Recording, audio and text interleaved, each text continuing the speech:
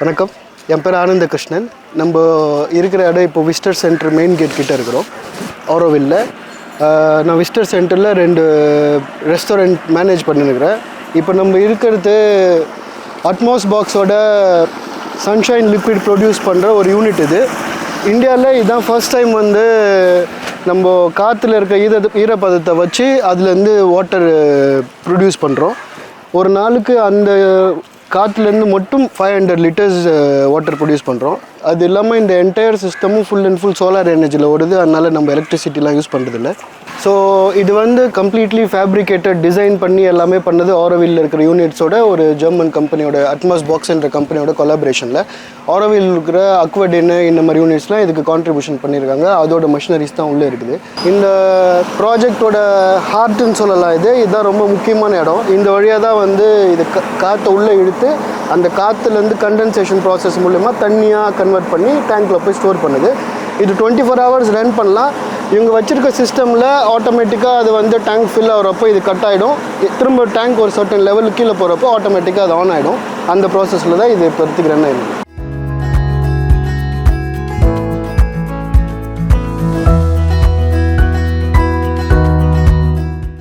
Hello, இவர் தான் Samvel, இந்த ப்ராஜெக்டோட ஹெட்டு இன்ஜினியரு. இவர் இப்போ நம்மளுக்கு இது உள்ளே இருக்கிற சிஸ்டம் பற்றி நம்மளுக்கு எக்ஸ்பிளைன் பண்ணி சுற்றி காட்டுவார்.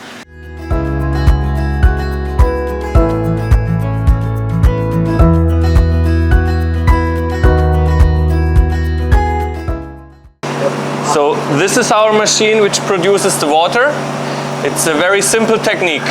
We have a cold zone here and we have a fan inside and we suck in the humid air. We condensate, the water drips down here into a tray where we collect the water and the hot and dry air gets blown out in this direction. இதுதான் இந்த சிஸ்டமோட முக்கியமான machine. நம்ம எப்படி வீட்டில் AC காற்று இழுக்குதோ அது மாதிரி காற்று இழுத்து இதுதான் இந்த கூலிங் பாயிண்ட்டு. இந்த இடத்த காற்று க்ராஸ் பண்ணுறப்போ கூலாகி தண்ணியாக திரும்ப கண்டென்ஸ் ஆகி தண்ணி இங்கே ட்ரிப் ஆகி கீழே இருக்கிற ஒரு டேங்க்கில் போயிடும். டேங்க்லேருந்து நேராக கனெக்ட் ஆகி இந்த சின்ன டேங்க்லேருந்து ஒரு பைப் லைன் வழியாக ஸ்ட்ரைட்டாக அங்கே பின்னால் இருக்க அந்த பெரிய டேங்க்கில் போய் ஸ்டோர் ஆகிடும். மீதி போகிற எக்ஸஸ் ஆன காற்று இந்த வழியாக திரும்ப வெளியே போயிடும். கூலாகாத சூடான காற்று வெளியே போயிடும். Here we have the electronic system and we can see on the dashboard we have 32 degrees and we have a humidity of 60% at the moment. So the machine is working really well. Conditions are really good now.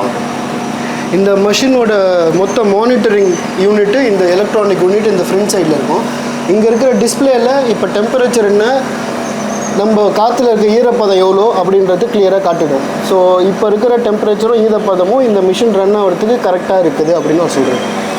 From the water to the pre-filtration to the 2000 liter tank and then we go to filtration and then we go to rainwater harvesting and tap water.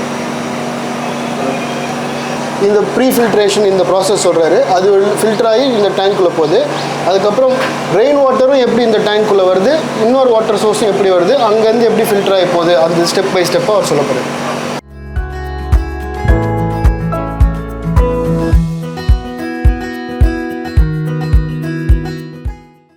From the collection tray down here we go through a pipe to the pre-filtration which is here. And the pre-filtration, it already feels cool because we're getting cold water from the machine. And the cold water is stored here in the tank. Right now we are full like this. So we have 1,700 liters, total is 2,000 liter. இதுலேருந்து cool ஆகிற அந்த தண்ணி இந்த pipe வழியாக போய் இது ஒரு pre filtration process. Actual filtration நடக்கிறதுக்கு முன்னாடியே ஒரு ஃபில்ட்ரேஷன் ப்ராசஸ் நடந்து இதுக்குள்ளே தண்ணி போயிடுது. இதுக்குள்ளே ரெயின் வாட்டர் ஹார்வெஸ்ட் பண்ண தண்ணியும் வந்துடும். இப்போ இது ஆல்ரெடி இந்த சிஸ்டம் எல்லாமே கோல்டாக தான் இருக்கும், ஏன்னா அங்கே வரது எல்லாமே கோல்டான தண்ணி தான். இப்போ இது 2000 கெப்பாசிட்டி, ஆல்மோஸ்ட் 3/4 ஃபில்லாக இருக்குது. அப்படின்னா 1700 லிட்டர்ஸ் கிட்டே ஏற்கனவே தண்ணி உள்ளே இருக்குது அப்படின்னு சொல்கிறேன். இது கோல்டாக இருக்குது, நம்ம கை வச்சு பார்க்குறப்போ ஃபீல் பண்ண முடியுது. Okay, from the tank we have a pump to suck in the water and to push it first through the sediment filter. The sediment filter is to get rid of physical impurities. Then we go to the carbon filter. From the carbon filter, it takes out all the bad stuff, the chemicals, all the things we don't want. And we proceed further to the ultrafiltration, which are the 3 ones on top. From the ultrafiltration, we go to UV to kill all the bacteria. From the UV, we go into biodynamization from Aquadyn. And from here, we go to the cooling tank on top. From the cooling tank, we go directly to the taps outside.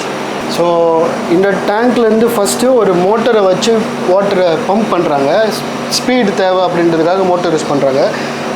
வர தண்ணி first sediment ஃபில்டருக்குள்ளே போகுது. இதில் வந்து என்னென்ன பார்ட்டிகல்ஸ்லாம் இருக்குதோ அதெல்லாம் filter ஆகிடும். வேறு ஏதாவது அந்த அழுக்கு அந்த மாதிரி தூசிலாம் வரப்போ அதுலேருந்து வர தண்ணி கார்பன் ஃபில்டரில் போகுது. இது வந்து கறி இருக்குதுல்ல, அந்த மாதிரி ஒரு ப்ராசஸ் வழியாக அதில் ஃபில்டர் ஆகி வர தண்ணி திரும்ப அங்கேருந்து இந்த ஃபில்டருக்கு போகுது. இது வந்து யூவி ரேடியேஷன் அந்த மாதிரி ரேடியேஷன் இல்லாத ஃபில்டர் பண்ணுறது.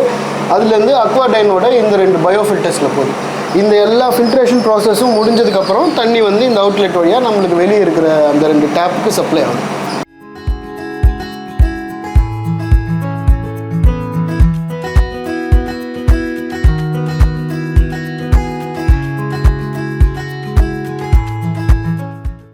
So here we have 70 square meter roof to collect rainwater, which will be channeled into the container, where we build another tank, and we have a better filtration for rainwater. Different kind of filtration. It's called RO, and we want to implement it next month. இப்போ காற்றுல இருக்கிற ஈரப்பதத்துலேருந்து எடுக்கிற தண்ணி இல்லாமல் மேலே வந்து ஒரு 70 square feet அளவுக்கு ஸ்பேஸ் இருக்கிறதுனால அங்கேருந்து வர மழை தண்ணியும் சேகரித்து உள்ள தண்ணியும் அதுக்கு ஒரு டேங்க் ஃபிக்ஸ் பண்ணி அந்த டேங்க்கில் அந்த மழை தண்ணியை சேகரித்து அந்த மழை தண்ணியை ஆர்ஓ ப்ராசஸ் மூலமாக ஃபில்டர் பண்ணி அதுவும் சேர்ந்து ஒரு சோர்ஸ் ஆஃப் வாட்டராக இந்த இதுக்கு ஃப்யூச்சரில் வந்துடும். ஃப்யூச்சர்னால் அதுவும் ஏற்கனவே சிஸ்டம்லாம் இருக்குது. இது கனெக்ஷன்லாம் கொடுக்கணும். நெக்ஸ்ட் மந்தில் அந்த இதுவும் கம்ப்ளீட் ஆகிடும். We can monitor everything on this display,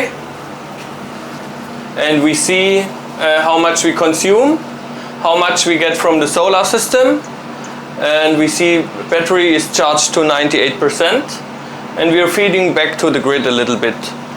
இங்கே மேலே இருக்கிற 3மே இன்வெர்ட்டர்ஸு. அதில் இந்த சோலார் பேனல்லேருந்து வர எனர்ஜி எல்லாம் இந்த 3 யூனிட்ஸில் வருது. இதுதான் மெயின் கண்ட்ரோலர்ஸு. இந்த கண்ட்ரோல்ஸ்லேருந்து இந்த 3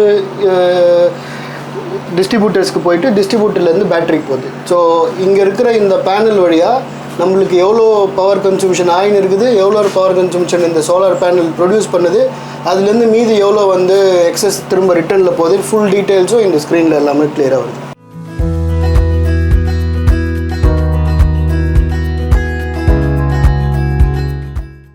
இந்த ப்ராஜெக்டோட முக்கியத்துவம் என்னன்னு பார்த்தா, நம்ம எல்லாருக்கிட்டையும் தண்ணி எங்கேருந்து கிடைக்குது அப்படின்னு நம்ம கேட்டால் நம்ம வந்து கிணறு, ஆறு, குட்டை, குளம் இல்லை கடைசியில் பார்த்தா பூமிக்குள்ளேருந்து வருதுன்னு சொல்லுவோம். பூமிக்குள்ளே தண்ணி போகிறதுக்கு காரணம் மழை வர்றதுனால தான். ஒன்று மழை கரெக்டாக பெய்யல, இல்லைனா மழை நீர் கரெக்டாக பூமிக்குள்ளே போகல. ஏன்னா நம்ம ரோடு அந்த மாதிரி இதெல்லாம் போடுறதுனால அந்த சைக்கிள் கம்ப்ளீட் ஆகலை.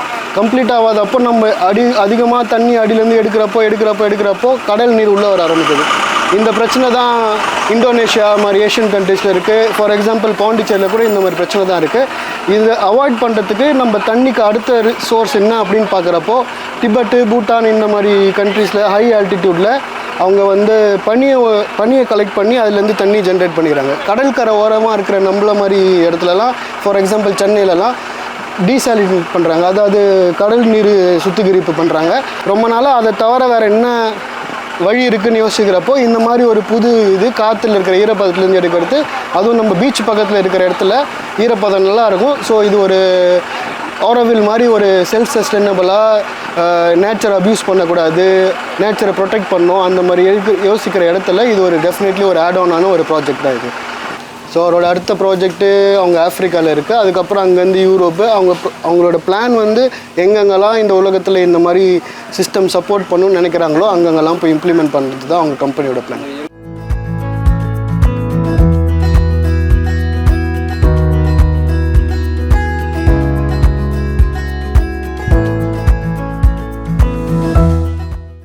the configuration of the system with the solar and the battery and the AWG, as well with rainwater harvesting, it's the first unique system like this in the world.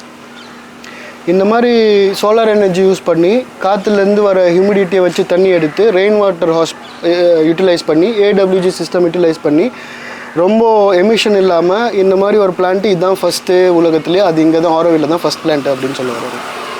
We produce water which is tested by the lab and it meets the standards for Indian drinking water law. நம்ம இந்திய சட்டப்படி நம்ம குடிநீரில் எவ்வளோ அளவுக்கு pH value இருக்கணும், எவ்வளோ TDS இருக்கணும், அந்த லேபுக்கு இந்த தண்ணி அமுச்சு அந்த டெஸ்ட்டு அப்ரூவ் ஆகி அதுக்கப்புறம் தான் இது வந்து வருது. ஸோ நம்ம நார்மலாக வீட்டில் எப்படி ஒரு ஆர்ஓ சிஸ்டமில் தண்ணி வருதோ அதே குவாலிட்டியில் அதே டேஸ்ட்டில் தான் இங்கேயும் தண்ணி வரும். ஃப்யூச்சரில் நீங்கள் கேட்ட மாதிரி ஏதாவது பிரச்சனை வருமா அப்படின்னு கேட்டால் உள்ளே இருக்க ஃபில்ட்ரேஷன் சிஸ்டமை மட்டும்தான் சேஞ்ச் பண்ணி ஆகணும். நார்மலாக நம்ம எப்படி பூமியிலேருந்து தண்ணி எடுத்து ஃபில்ட்ரேஷன் சிஸ்டம் படி வருதோ அதே மாதிரி ஃபில்ட்ரேஷன் சிஸ்டம் தான், ஆனால் கம்ப்ளீட்டாக சோலார் எனர்ஜியில் ரன் ஆகுது. தண்ணி காற்றுலேருந்து எடுக்கிறது. அந்த ஃபில்ட்ரேஷன் சிஸ்டம் உள்ளே நம்ம எப்படி வீட்டில் கைட்டிட்டு அந்த இதை மாற்றிட்டு போவாங்களோ அந்த மாதிரி இருக்கிற எல்லா ஃபில்ட்ரேஷன் சிஸ்டமும் அப்பப்போ செக் பண்ணி சேஞ்ச் பண்ணுவோம். This is a possible source of water for the future and you're all invited to test it with us. நமக்கு வர தண்ணி பிரச்சனைகளுக்கு இது வந்து ஒரு நல்ல சொல்யூஷன், ஒரு தீர்வாக இருக்கும்னு அவர் சொல்கிறாரு. எல்லாரும் இன்வைட் பண்ணுறாரு, தண்ணியை குடித்து என்ஜாய் பண்ணுங்கள்.